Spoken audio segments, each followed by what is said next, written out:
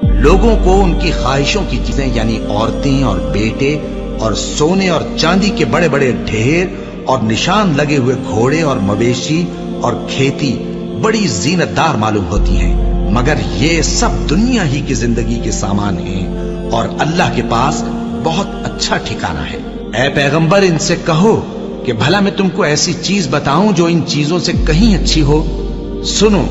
जो लोग परहेजगार हैं उनके लिए अल्लाह के यहाँ बागात बहिश्त हैं जिनके नीचे नहरें बह रही हैं, उनमें वो हमेशा रहेंगे, और पाकीज़ा बीवियां हैं और सबसे बढ़कर अल्लाह की खुशनुदी। और अल्लाह अपने सब बंदों को देख रहा है जो अल्लाह से इल्तिजा करते हैं कि ऐ परवरदिगार, हम ईमान ले आए सो हमको हमारे गुनाह मुआफ फरमा और हमको दोज़ख के अजाब से महफूज रख।